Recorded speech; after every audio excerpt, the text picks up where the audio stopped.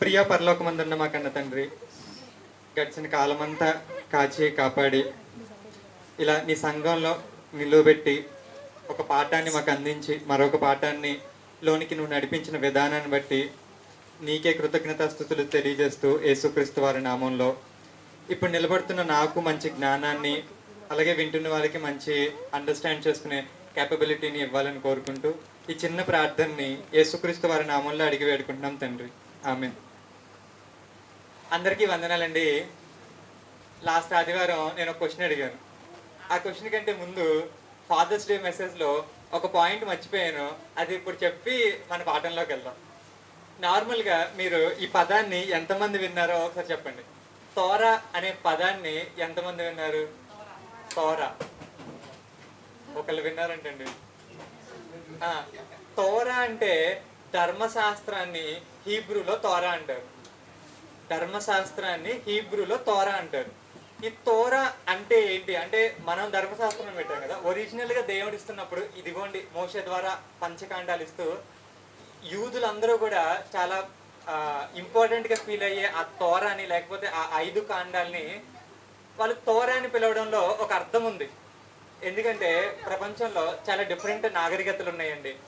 హిబ్రియులు ఎక్కువగా మన ఇండియాలో ఉన్న వాళ్ళు, అంటే ఇప్పుడు కాదు కానీ పూర్వకాలం అందు ఉన్న వాళ్ళు ఎక్కువగా మోస్ట్లీ నదుల చుట్టూరు బతుకుతూ ఉండేవాళ్ళు. ఇండియాలో ఉన్న నాగరికత వాళ్ళందరూ ఈ నదులు ఏవైతే ఉన్నాయో ఈ నదుల చుట్టూరు బతుకుతూ ఉండేవాళ్ళు. గ్రీక్ ఇలాంటి నాగరికతల్లో పట్టణాల్లో ఎక్కువ నివసిస్తూ ఉండేవాళ్ళు అండి. అలాగే హెబ్రియులు ఎడారుల్లో బ్రతుకుతూ ఉండేవాళ్ళు. ఎక్కువగా ఎడారి చుట్టూరు ప్రయాణం చేసే వాళ్ళు ఎక్కువ. ఇక్కడ దీనికి తోరాకి సంబంధం ఏంటంటే, ఎడారి అని అనగానే నార్మల్గా ఇప్పుడు నదుల పక్కన బ్రతికినట్టుగా ఎడారుల్లో బ్రతకడం కుదరదండి. ఎడారుల్లో ఎలాగంటే, నువ్వు తప్పిపోయావంటే నువ్వు చచ్చిపోయినట్టే. నువ్వు తప్పిపోయావంటే చచ్చిపోయినట్టే. అంటే ఎడారుల్లో ఉన్న పరిస్థితులు వేరు, ఎక్కడున్న పరిస్థితులు వేరు. ఫర్ ఎగ్జాంపుల్, నువ్వు ఒంగూరులో తప్పిపోయావు అనుకోండి, అలా వెళ్ళి చెలలోకి వెళ్ళిపోయావు అనుకోండి, ఏమీ లేకపోతే ఆ చెలలోనే బ్రతకచ్చు, ఏదోటి చేయొచ్చు. కానీ ఎడారుల్లో అలా ఉండదండి. నువ్వు నీళ్ళు ఎక్కడున్నాయో నీకు తెలియలేదు అనుకోండి, ఇక నువ్వు చచ్చినా కూడా బ్రతికినా కూడా చచ్చిపోయినట్టే. ఎందుకంటే వెళ్తావు వెళ్తావు వెళ్తావు, ఎంతసేపటికి నీళ్ళు రాలేదనుకోండి ఇంకేం చేస్తావు? ఎడారుల్లో వెనక్కి రావడానికి కూడా ఉండదు, మొత్తం అంతా ఎటు చూసినా ఇసుకేనండి. మీకు కరెక్ట్గా ఎక్కడికి వెళ్తే, ఏ డైరెక్షన్లో వెళ్తే నీళ్ళు దొరుకుతాయో తెలియలేదు అనుకోండి, ఇంకేమైనట్టు? మీకు నీళ్ళు లేకపోతే ఎంత ఆల్మోస్ట్ ఒక 2 days బ్రతుకుతారేమో, అంతకంటే ఎక్కువ బ్రతికే ఛాన్స్ అయితే లేదు. అంటే ఇప్పుడు నేను ఈ విషయాన్ని ఎందుకు జ్ఞాపకం చేశానంటే, మనం చెప్పుకుంటున్న మోషే గారు కానీ, లేకపోతే అంతకుముందు అబ్రహాం గారు కానీ, వీళ్ళందరూ ఎడారి గుండా ప్రయాణించినట్టుగా మనకు బైబిల్ చెప్తుంది. ఈ ఎడారి గుండా ప్రయాణిస్తున్నప్పుడు వీళ్ళ సంస్కృతిలో భాగం ఏంటంటే, తండ్రి కుటుంబంలో ఉన్న పెద్ద ఏం చెప్పాలంటే, తర్వాతి తరం వాళ్ళకి ఇదిగో ఒక తండ్రి కుమారుడికి చెప్పినట్టుగా, ఇదిగో నాన్న నీకు నీళ్లు కావాలంటే అదిగో అక్కడ ఉంటాయి, ఇదిగో నువ్వు ఆడుకోవాలంటే పాములు లేని చోట ఇక్కడ, నువ్వు దారి తప్పిపోకుండా ఉండాలంటే ఇలాగే వెళ్ళాలి అని తండ్రి కుమారుడికి చెప్పే ఈ యొక్క కల్చర్ అనేది ఎడారి సంస్కృతుల్లో ఉంటుంది. మీకు అర్థమైంది కదా? ఎందుకంటే అబ్రహాం గారు కానీ, ఈ ఇజ్రాయెల్ కానీ ఎడారులు గుండా ప్రయాణించినట్టుగా మన బైబిల్ చెప్తుంది.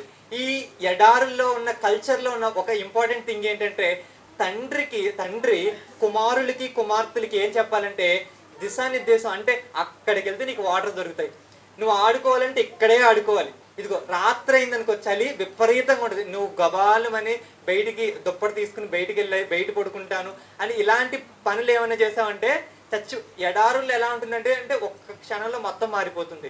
ఎక్కడ తుఫాన్ వచ్చిందంటే పర్వాలేదు, కానీ ఎడారుల్లో ఇసుక తుఫాన్ వస్తుంది. అలాంటి తుఫాన్లు వచ్చినప్పుడు ఏం చేయాలి? విషము సంబంధమైన స్నేక్స్ కలిసినప్పుడు ఏం చేయాలి? ఈ విషయాలన్నీ తండ్రి కుమారుడికి చెప్పే పద్ధతి, కల్చర్ అనేది ఉంది. ఇప్పుడు నేను ఈ విషయాన్ని ఎందుకు జ్ఞాపకం చేశానంటే, ఇలా ఏదైతే చూపించుతున్నారో దాన్ని హీబ్రూలో యారా అంటారు. యారా అంటే, నేను తండ్రిని అనుకోండి, కుమారుడికి ఇదిగో అక్కడ వాటర్ ఉన్నాయి అని నేను ఏదైతే గమ్యాన్ని చూపిస్తున్నానో దాన్ని యారా అంటారు. యారా అంటే ఏంటంటే నీళ్ళు అక్కడ ఉన్నాయి అని నేను ఏదైతే దిశను చూపిస్తున్నానో దాన్ని, నేను ఏదైతే అక్కడికి వెళ్తే వాటర్ దొరుకుతాయి అని ఏదైతే ఈ విషయాన్ని చెబుతున్నానో దీన్ని ఏమంటారంటే యారా అంటారు. మరి తోరా అంటే ఏంటంటే నేను దిశనైతే చూపించాను కదా, మరి అక్కడికి ఎలా వెళ్ళాలి? అక్కడ వాటర్ ఉంటాయి అని చెప్పాను కదా, అది అక్కడ కొలను ఉంటుందండి. అక్కడ అదేంటది మన వెనకాల ఏముంది, చెరువు ఉంది. ఆ చెరువు అదిగోండి, చెరువు అక్కడ ఉంటుంది. మీకు మంచినీళ్ళు కావాలంటే అక్కడికి వెళ్ళాలి. ఆడుకోవాలనుకుంటే ఇటు వెళ్ళాలండి.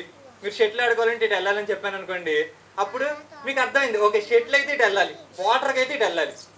ఇది కాకుండా వేరే చోట్లకి వెళ్తే ఎడారుల్లో నువ్వు తప్పిపోతావు, తప్పిపోయావంటే నువ్వు చచ్చిపోయినట్టే. ఇంకా ఇలాంటి పరిస్థితుల్లో ఇలా చెప్పినప్పుడు దీనిలో ఇలా చెప్పడమే యారా. మరి తోరా అంటే ఏంటంటే అక్కడికి ఎలా వెళ్తావు చెప్పాను కదా, మరి అక్కడ ఉందని గమ్యాన్ని చెప్పాను నీకు, ఎలా వెళ్తావు? నువ్వు వెళ్ళే దారి ఏదైతే ఉందో దాన్నే తోరా. ఇది తోరాకున్న మీనింగ్. మామూలుగా హిబ్రూ కంటెక్స్ట్లో మనం ఆలోచిస్తే అంటే నువ్వు ఎలా వెళ్ళాలి అనే ఒక ఇన్స్ట్రక్షన్ని, సూచనని ఇవ్వడమే ఏంటి తోరా అంటే. దీన్ని అనువాదిస్తున్నప్పుడు మన వాళ్ళు తెలుగులో ముఖ్యంగా ఏమని పెట్టారంటే ధర్మశాస్త్రం అని పెట్టారు. ధర్మశాస్త్రం అని పెట్టినప్పుడు కొంతమేరకు కరెక్ట్ అయినా కూడా కొంత ఇన్ఫర్మేషన్ అక్కడ లాస్ట్ అయిపోతుంది. ఏంటంటే ధర్మశాస్త్రం అని అనగానే మీకు ఎలా అనిపిస్తుంది? ఒక టీచర్ స్టూడెంట్కి ఇది చేయకపోతే నీకు శిక్ష ఉంది, ఇది చెయ్యాలి, ఖచ్చితంగా నువ్వు చేయాలి అని ఒక సీరియస్గా చెబుతున్నట్టుగా మనకి ఆ కంటెక్స్ట్లో ధర్మశాస్త్రం అర్థమవుతుంది. కానీ ఎర్లీ అంటే లైక్ హీబ్రూలో ఇచ్చిన కంటెక్స్ట్ ఎలా ఉందంటే ఒక తండ్రి కుమారునికి ప్రేమతో చెప్పినట్టుగా, నాయన అటు వెళ్ళకూడదు, నువ్వు ఈ పని చేయకూడదు, ఈ పని చేసావంటే తప్పిపోతావు, నీకు ఇది కావాలంటే నువ్వు ఇలాగే చేయాలి అని ఏదైతే చెప్పాడో ఆ పేరును పెట్టాడంటే దేవుడు ఎలా ఇస్తున్నట్టు? ప్రేమతో ఇస్తున్నాడు. అంటే యాజ్ఞలను నీకేదో బరువుగా ఉండేటట్టుగా దేవుడు ఇవ్వట్లేదు. దేవుడు ఎలా ఇస్తున్నాడంటే ప్రేమతో, నువ్వు ఎక్కడ తప్పిపోకుండా ఉండాలనే ఒక తండ్రి కుమారునికి చూపించే ప్రేమలాగా మనకి ధర్మశాస్త్రం ఇవ్వడం అనేది జరిగింది. అది తోరాని ఒరిజినల్గా చదివిన వాళ్ళకి ఆ కాంటెక్స్ట్ అర్థమవుతుంది, కానీ ధర్మశాస్త్రం అని చదివిన వాళ్ళకి ఆ కాంటెక్స్ట్ మిస్ అయిపోయే ఛాన్స్ ఉంటుంది. కాబట్టి అది లాస్ట్ వీక్ చెప్దాం అనుకున్నాను కానీ మిస్ అయిపోయాను. ఇప్పుడు అది అర్థమైంది అనుకుంటున్నాను. ఈరోజు మన పాఠంలోకి వచ్చేద్దాం. ఈరోజు నేను లాస్ట్ ఆదివారం దీని గురించి చెప్పాను. ఏంటంటే ముందుగా రిఫరెన్స్ చూద్దాం. మార్కు సువార్త 11వ అధ్యాయం 13వ వచనం.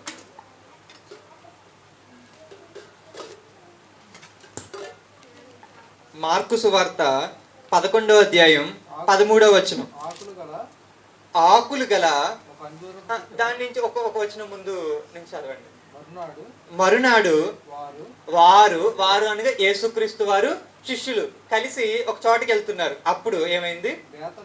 బేతనీయ నుండి యెరూషలేముకి వెళ్తున్నప్పుడు ఆయన ఆకలి కొని, యేసుక్రీస్తు వారు ఆకలి కొని ఆకులు గల అంజూరపు చెట్టును దూరం నుండి చూచి దాని మీద ఏమైనను దొరుకునేమో అని వచ్చాను. దాని యొద్దకు వచ్చి చూడగా ఆకులు తప్ప మరేమీ లేవంటండి. ఏలయనగా అది అంజూరపు పళ్ళ కాలము కాదు. నెక్స్ట్ కూడా చదవండి. అందుకైన ఇక మీదట ఎన్నటికి ఈ పండ్లు ఎవరును తినకుందురు గాకని ఒక శాపాన్ని కూడా దేవుడిచ్చాడు అనమాట. అక్కడ జరుగుతున్న సందర్భం ఏంటంటే యేసుక్రీస్తు వారి శిష్యులు వెళ్తున్న టైంలో ఆయనకి ఆకలేస్తుంది. ఆకలేస్తూ ఆకులు గల ఒక అంజూరపు చెట్టుని వాళ్ళు చూశారు. ఇక్కడ వరకు బాగానే ఉంది, కానీ దగ్గరికి వెళ్ళి చూస్తే దాని దగ్గర ఫలాలు లేవంట. ఫలాలు లేవు కాబట్టి శపించారు. ఇలా చెప్తే బాగానే ఉంది కదండి. మీ ఇంట్లో ములక్కాయ చెట్టు వేసారు.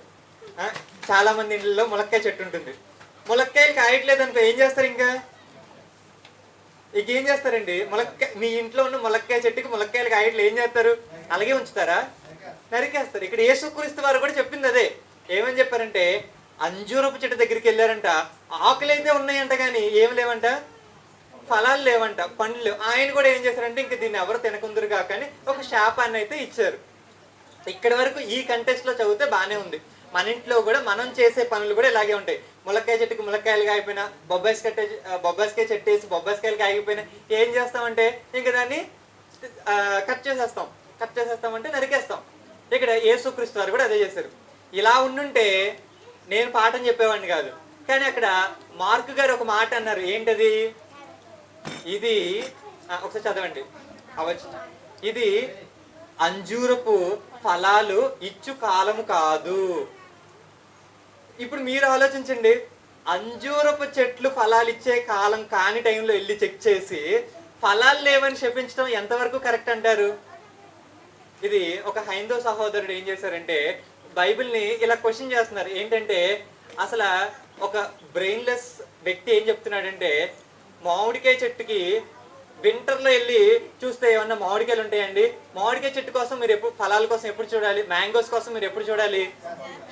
సమ్మర్లో చూడాలి, వేసవకాలంలో చూడాలి, అప్పుడు మీకు మామిడికాయలు కనిపిస్తాయి. కానీ మీరు కరెక్ట్గా శీతాకాలంలో బాగా చలికాలంలో వెళ్ళి మామిడికాయల కోసం చూస్తే మామిడికాయలు ఉంటాయా? ఉండవు కదా. అంటే ఇక్కడ ఈ విషయం కూడా తెలియని ఒక బ్రెయిన్లెస్ ఫెలో అని ఒక, అంటే తను అలా అనుకున్నాడు అనమాట.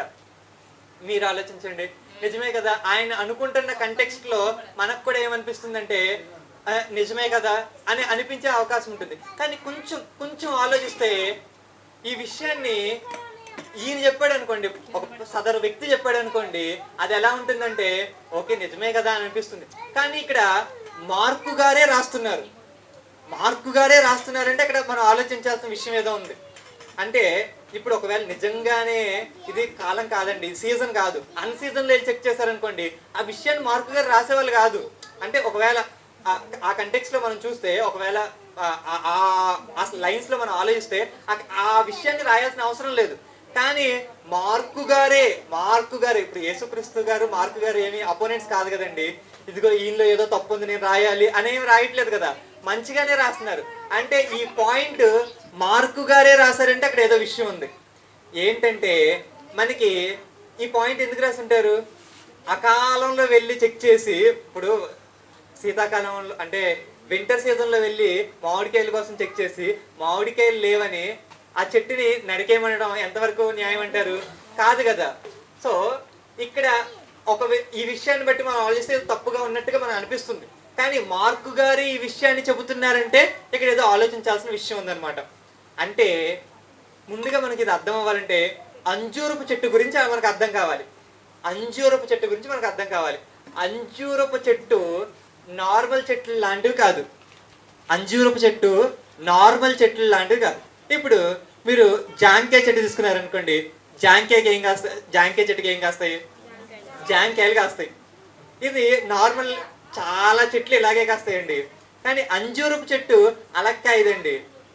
ఇక్కడ ముందుగా కొంచెం ఆలోచించాల్సి వస్తే వీళ్ళు ఎక్కడికి వెళ్తున్నారంటే పస్కా పండగకి, ఆ టైంలో బేతనియా నుండి యెరూషలేంకి ఆ సందర్భంలో వెళ్తున్నారు.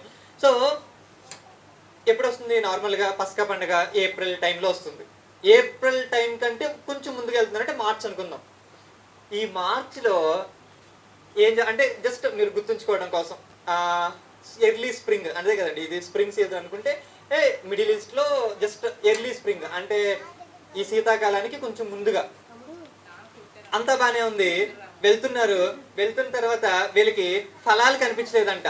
అంటే ఈ ఫిగ్ ట్రీ లేకపోతే ఈ అంజూరపు చెట్టు యొక్క చరిత్ర మనం ఆలోచిస్తే, అసలు అంజూరపు చెట్టుని ఇంగ్లీష్లో ఫిగ్ ట్రీ అంటారు. దీని సైంటిఫిక్ నేమ్ వచ్చి ఫైకస్ క్యారికా. దీని సైంటిఫిక్ నేమ్ వచ్చేసి ఫైకస్ క్యారికా, అంటే అంజూరపు చెట్టు యొక్క శాస్త్రీయ నామం అనమాట తెలుగులో చెప్పాల్సి వస్తే. దీని స్పెషాలిటీ ఏంటంటే ఇది ఎప్పుడైతే ఫలాలు కాస్తాయో దానికి ముందు ఇంకొక ఫలాన్ని కూడా కాస్తుంది అనమాట. దాన్నే బ్రబ అంటారు. అంటే మీకు అంజూరపు ఫలాలు వస్తున్నాయి అనుకోండి, దానికి ముందు ఏం వస్తాయి అంటే బ్రబా ఫలాలు వస్తాయి. రెండు తినచ్చు, రెండు ఫలాలు తినచ్చు. జాంకాయ కాయలు మాత్రమే కాస్తాయి. అంజూరపు చెట్టు ఎలా ఉంటుందంటే అంజూరపు చెట్టు కంటే ముందు బ్రబ అనే ఫలాలు కూడా ఫలిస్తాయి అనమాట. దానికి ఈ తినచ్చు, కొంచెం వ్యత్యాసం ఉంటుంది. అంజూరపు చెట్టు కంటే కొంచెం వ్యత్యాసం ఉంటాయి. దానికంటే ఈ ముందు వస్తాయి.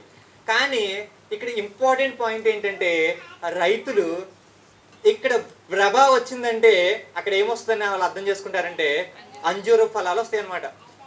ఎప్పుడైతే ఈ బ్రబా వచ్చిందో ఒక 6 వారాలు లేదా 2 నెలలు అనుకోండి, 2 నెలల తర్వాత అంజూరపు ఫలాలు కూడా వస్తాయి అనమాట. ఇది రైతులు వాళ్ళకున్న నాలెడ్జ్ని ఎలా యూజ్ చేస్తారంటే, ఇప్పుడు ఇది వచ్చిందంటేనే అది వస్తుంది. అంటే ఫర్ ఎగ్జాంపుల్ మీకు చెప్పాల్సి వస్తే ఎలా చెప్పచ్చు, అట్లా ఫర్ ఎగ్జాంపుల్ పిల్లోడు పుడుతున్నాడు అనుకోండి, దాని ముందు ఏమొస్తుంది? పురిటి నొప్పులు వస్తాయి, అంతే కదా. అలాగే ఖచ్చితంగా అంటే నొప్పులు వస్తాయి కదండి. అంటే 9 నెలలు నిండుతాయి. 9 నెలలు నిండుతాయి, నొప్పులు వచ్చినాయి అంటే ఆ పిల్లోడు పుట్టడానికి రెడీ అయిపోతుంది. అంటే పెయిన్ స్టార్ట్ అవుతున్నాయి అంటే ఏమైంది? ఆ పిల్లోడు పుడతాడని ఎలాగైతే ఉంటుందో అలాగే ఇక్కడ అంజూరపు కాయలు కాయాలి అంటే దాని ముందు బ్రబా కాయలు కాయాలి. బ్రబా కూడా తినొచ్చు, BREBA అంటే కరెక్ట్ ప్రొనౌన్సియేషన్ నాకు కూడా తెలీదు. బ్రబా BREBA, ఈ బ్రబా కాయలు కూడా తినొచ్చు. ఇవి ముందు కాస్తాయి అనమాట.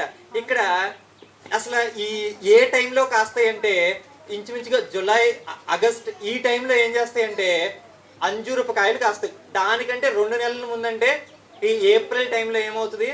ఈ బ్రబా కాయలు అనేవి కాస్తాయి అనమాట. వీళ్ళు పస్కాకి వెళ్తున్నారంటే పస్కా కూడా ఏ టైము? ఈ ఏప్రిల్ టైంలోనే. అంటే వీళ్ళు ఈయన ఇక్కడ అంజూరపు ఫలాల కోసం చూస్తున్నారని ఒకసారి ఉంటుంది చూడండి. మార్కు సువార్త 11:13లో ఫలములు ఏమన్నా దొరుకునా అంటే డైరెక్ట్ అంజూరు అని రాయరండి. 11:13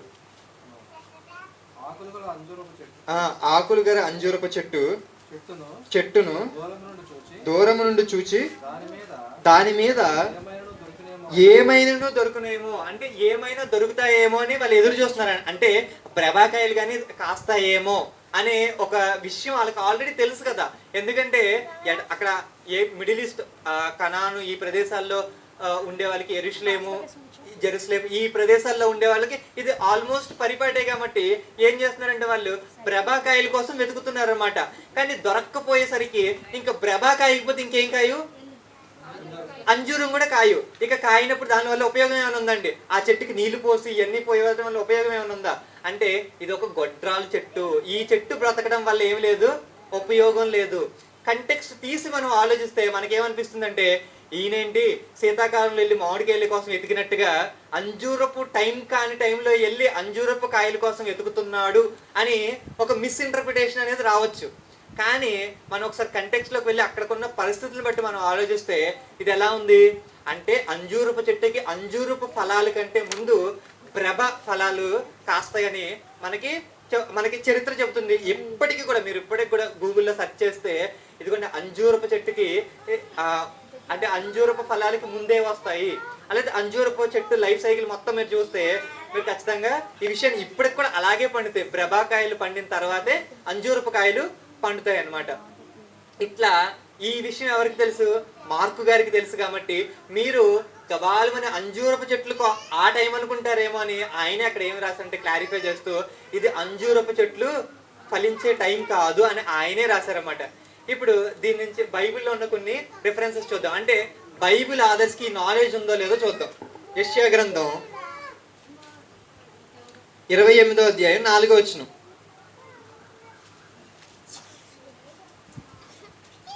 యెషయా గ్రంథం 28వ అధ్యాయం 4వ వచనం. దానిలో సెకండ్ రిఫరెన్స్ నుంచి చూద్దాం. వసంతకాలము రాక మునిపే పండిన మొదటి అంజూరపు పండు. నేను ఇందక్కడ చెప్పాను కదా ఎర్లీ స్ప్రింగ్ సీజన్ అంటే స్ప్రింగ్ రావడానికి కొంచెం ముందు ఆ వసంత కాలానికి ముందే పండిన అంటే ఇది ఎప్పుడు పండాలి? ఆగస్టులో పండాలి. కానీ ముందే పండిపోయిందంటే ఈయన ఇక్కడ ఈ ఆధరు యెషయా గారు దేనిని మనసులో పెట్టుకుని రాస్తున్నారు? మొదటి ఫలం అంటే బ్రబాని మనసులో పెట్టుకుని రాసుకుంటున్నారు. ఎందుకంటే అంజూరాకి బ్రబాకి డిఫరెంట్ పేర్లు మనకు తెలుగులో లేవు, కానీ హిబ్రూలో అయితే రెండింటికి డిఫరెంట్ నేమ్స్ ఉన్నాయి. అక్కడంటే క్లారిటీగానే ఉంది. మనం ఒకసారి హిబ్రూ బైబిల్లోకి వెళ్ళి చూస్తే అక్కడ బ్రబా అనే పదంతోనే రాయబడి ఉంది.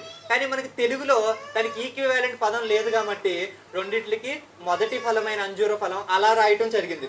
ఇంకొకటి హోషియా గ్రంథం 9వ అధ్యాయం 10వ వచనం. హోషియా గ్రంథం 9వ అధ్యాయం 10వ వచనం. హోషియా గ్రంథం 9వ అధ్యాయం. అరణ్యములో ద్రాక్ష పండ్లు దొరికినట్లు ఇజ్రాయేలు వారు నాకు దొరికిరి. చిగురు పెట్టు కాలమందు అంజూరపు చెట్టు మీద తొలి ఫలము చాలండి. చిగురు పెట్టు కాలం అంటే అదేంటి? స్ప్రింగ్ సీజనే. దానికి స్టార్టింగ్ లో వచ్చేవేంటి? ఈ బ్రబ అంటే మొదటి ఫలం వచ్చినట్టుగా ఇక్కడ ఈ ఈ పర్టికులర్ ఆధర్ హోషియా గారు కూడా రాయటం జరిగింది. ఇంకోటి చూద్దాం. నహూము గ్రంథం 3వ అధ్యాయం 12వ వచనం. అయితే నీ కోటలనియు అకాలపు పండ్లు గల అంజూరపు చెట్లు వలె ఉన్నవి. చాలండి. ఇక్కడ కూడా అంజూరపు చెట్లు కాని టైంలో కాస్తాయని చెప్తున్నారా? అంటే కాలం కంటే కాలం అంటే అంజూరపు టైం ఏంటి? ఆగస్టు, జులై ఈ టైం కాని టైంలో కూడా ఏమవుతుంది? కాయటం జరుగుతుంది. అంటే అంజూరపు చెట్లు అకాలంలో కూడా కాస్తాయండి. ఈ పర్టికులర్ రెఫరెన్స్ ని బట్టి, ఈ నహూము గ్రంథం 3వ అధ్యాయం 12వ వచనాన్ని బట్టి అంజూరపు చెట్లు, అంజూరపు పళ్ళు అంజూరపు కాసే టైంలో కాకుండా అకాలమందు కాస్తాయని చెప్తున్నారా? కాయమని చెప్తున్నారా? కాస్తాయనే చెప్తున్నారు. అంటే ఇందాక మార్కు గారు చెప్పినట్టు, లేకపోతే ఆ హైందవ సహోదరుడు లేకపోతే ఆ సహోదరులు ప్రశ్నించినట్టు మనకి ఏం కాదు, ఇది ఒక లాజిక్లెస్ థియరీ కాదు. ఖచ్చితంగా దీనిలో లాజిక్ ఉంది. ఎందుకంటే అంజూరపు చెట్లు అనేవి మన ఇండియాలో బ్రతికే అంటే పుట్టే చెట్లు లాంటివి కాదు, అరటి పండులు లాంటివి కాదు, జాంకాయలు లాంటివి కాదు. ఎందుకంటే ఆ చెట్టుకి అదే ఫలం కాస్తుంది. ఇక్కడ అంజూరపు చెట్లకి అంజూరపు పళ్ళుతో పాటు ఇంకేం కాస్తాయి? ప్రభా పళ్ళు కూడా కాస్తాయి అన్నమాట. అవి కూడా తినొచ్చు, ఇవి కూడా తినొచ్చు. యేసుక్రీస్తు వారు దేనికోసం ఏమన్నా దొరుకునేమో అంటే ఇది ప్రభా టైం కదా, ఏమన్నా ప్రభా దొరుకుతాయేమో అని చూశారు. ప్రభా దొరకలేదంటే దాని అర్థం ఏంటి?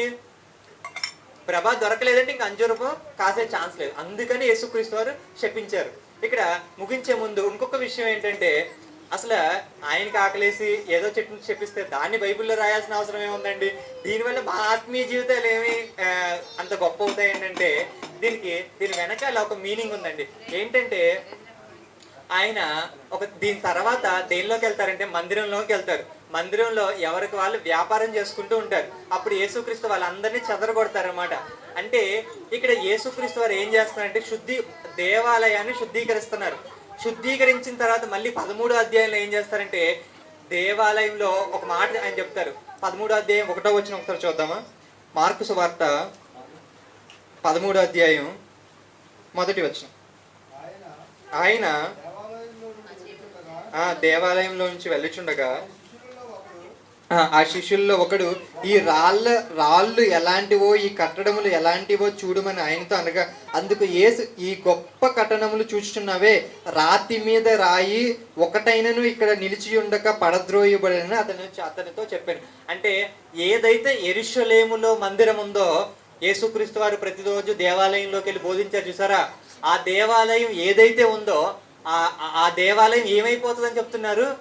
పడద్రోయబడినని చెబుతున్నారు. అంటే ఈ సందర్భాన్ని ఎందుకు చెప్పారంటే, దేవుడు ఈ ఫలాలు అంటే అంటే ఈ ఫలాల కోసం దేవుడు ఎదురు చూస్తున్నాడు అనమాట. అంజూరపు ఫలాలు లాంటి మంచి ఫలాలు మన దగ్గర గురించి ఎదురు చూస్తున్నారు. కానీ దానికంటే ముందుగా ఆయన ఏం చేస్తున్నాడంటే, అట్లీస్ట్ వీళ్ళకి మారు మనసైనా ఉందా? అట్లీస్ట్ వీళ్ళకి మారు మనసైనా అంటే ఈ బ్రబాని మనం ఎలా అనుకోవచ్చు అంటే, మారు మనసుతో మనం కంపేర్ చేసి చూడొచ్చు. అంటే దేవాలయంలో వెళ్ళిన తర్వాత వీళ్ళందరూ తప్పు చేస్తున్నారు, దేవుడు శుద్ధీకరించారు. ఒకవేళ మళ్ళీ నేను వచ్చి చూసినప్పుడు అట్లీస్ట్ కొంచెమైనా మారారా, అట్లీస్ట్ మారు మనసు అయినా వీళ్ళకి వచ్చిందా? అట్లీస్ట్ మారు మనసు కూడా రాకపోతే ఈయన ఏం చేస్తున్నాడంటే శపిస్తున్నాడు. అదేంటంటే మందిరం ఏమైపోతుంది? యేసుక్రీస్తు వారు ఏ యెరూషలేము దేవాలయంలో అయితే బోధించారో, యూదులు ఏ యెరూషలేము దేవాలయంలో అయితే ప్రతిదినము బలులు అర్పించుకుంటూ లేకపోతే ప్రార్థన చేస్తున్నారో, ఆ మొత్తాన్ని దేవుడు ఏం చేస్తాడు? ఒక్క రాయి కూడా లేకుండా ఏం చేస్తాడంటే తుడిచిపెట్టేస్తానన్నాడు. అది క్రీస్తు శకం 70వ సంవత్సరంలో రోమన్ ఎంపరర్ రోమియోలు ఏం చేశారంటే యెరూషలేము దేవాలయాన్ని పడగొట్టేశారు. అప్పుడు పడగొట్టేసింది. ఇప్పటి వరకు కూడా యెరూషలేము దేవాలయం లేదు. ఇక మళ్ళీ కట్టాలని యూదులు ట్రై చేస్తున్నారు కానీ ఇంకా కట్టలేదు. ఇప్పుడు చాలా మందికి డౌట్ రావచ్చు. ఇప్పుడు లేకపోతే అక్క ఆదికాండం నిర్గమాకాండం చెప్తుంది చూసారా, వాళ్ళు నార్మల్గా బలులు ఇవ్వాలనేది వాళ్ళ ఆచారం అయితే ఇప్పటికి కూడా యూదులు ఉన్నారు. మరి ఇప్పటికి కూడా వాళ్ళు ఏం చేస్తూ ఉండాలి? బలులు ఇవ్వాలి. కానీ ఇప్పుడు యెరూషలేములో బలులు ఇస్తున్నారంటే ఇవ్వట్లేదు. ఎందుకని అంటారు? వాళ్ళు నమ్మరు కదండి. యూదులు యేసుక్రీస్తుని ఇంకా నమ్మరు, కాబట్టి వాళ్ళు ఇంకా పాత ధర్మశాస్త్రాన్ని పాటిస్తూ ఉన్నారు. సో ఆ ప్రకారంగా వాళ్ళు ఏం చేయాలి? బలులు ఇవ్వాలి. కానీ ఎందుకు బలులు ఇవ్వట్లా? ఎందుకు ఇవ్వట్లేదంటే బలులు ఎక్కడ ఇవ్వాలి? దేవాలయం దగ్గరే ఇవ్వాలి. కానీ ఆ దేవాలయం క్రీస్తు శకం 70లో పడద్రోయబడింది. ఇప్పుడు మనం చెప్పుకుంటాం చూసారా, ఈ ప్రవచనం ప్రకారం పడద్రోయబడింది. ఇప్పటి వరకు కూడా ఆ మందిర కన్స్ట్రక్షన్ అనేది మళ్ళీ జరగలేదు. సో మందిరం లేదు కాబట్టి వాళ్ళు బలి ఇవ్వడానికి కుదరదు. అది కట్టాలి అని వాళ్ళు చూస్తున్నారు, కానీ కుదరట్లేదు. సరే, ప్రార్థన చేసుకుందాం. ఈరోజు నేను చెప్పాలనుకున్న 2 విషయాలు ఏంటంటే, మొదటిగా మర్చిపోయిన ఒక్క పాయింట్ ఏంటంటే, దేవుడు బైబిల్ని మనకేదో భారంగా కాదు కానీ ఎలా ఇవ్వాలని అనుకున్నారు? ఒక తండ్రి కుమారుడికి ఎలా అయితే భయభక్తులు చెప్తూ, అంటే తప్పిపోతే కొడుకు ఎక్కడ తప్పిపోతాడో, ఒకవేళ తిన మార్గనిర్దేశం లేకపోతే కొడుకు ఎలా అయితే తప్పిపోతాడో అలాంటి దృక్కోణంలో దేవుడు బైబిల్ని ఇచ్చినట్టుగా మనం చూసాం. కానీ మన మీద ఏదేదో భారంగా, ఇదిగో నువ్వు ఇది చెయ్యి, ఇది నువ్వు ఇలా పాటించు అని ఒక అధికారంతో చెప్పినట్టుగా మనం చూడమండి. అది మొదటి విషయం. అయితే రెండో విషయం, యేసుక్రీస్తు గారు అకారణంగా అంజూరపు చెట్టుని శపించారా, లేకపోతే ఏ కారణం లేకుండా అంజూరపు చెట్టుని శపించారా అని మనం ఆలోచించాం. అంటే నార్మల్గా చదువుకుంటూ వెళ్ళిపోతే మనకి ఏమనిపిస్తుందంటే నిజంగానే శపించేసినట్టుగా అనిపిస్తుంది. కానీ అంజూరపు చెట్టు యొక్క ఆ చెట్టు ఎలా ఫలాలను ఇస్తుందో మనకు అర్థమైతే అది మనకు పెద్ద క్వశ్చన్గా కూడా అనిపించదు. అంజూరపు చెట్టుకి ఎర్లీ స్ప్రింగ్ సీజన్లో, అంటే వసంత కాలానికి స్టార్టింగ్లోనే ప్రభా ఫలాలు వస్తాయి. అవి కూడా తినచ్చు. అవి కాసిన తర్వాత ఒక 2 నెలల తర్వాత ఏం కాస్తాయి అంటే అంజూరపు ఫలాలు కాస్తాయి. 2 తినచ్చు. 2 కూడా యేసుక్రీస్తు వారు కూడా అక్కడ చూస్తుంది ప్రభా ఫలాలు అని మనం ఎలా చెప్పగలమంటే, వాళ్ళు బేతనియా నుండి యెరూషలేముకి వెళ్తున్నారు. అది పస్కా టైం అంటే ఎర్లీ స్ప్రింగ్ సీజన్ అని. సరే అండి, ప్రార్థన చేసుకుందాం. ప్రియ పరలోకమందున్న మా కన్న తండ్రి, ఇదిగోండి తండ్రి, నేను నిలబడి నీ పక్షంగా కొన్ని మాటలు చెప్పాను తండ్రి. చెప్పిన మాటల ప్రకారంగా ఇదిగోండి తండ్రి, బైబిల్ని అపార్థం చేసుకోకుండా అర్థం చేసుకునేటట్టుగా మాకు సహాయం అందించండి తండ్రి.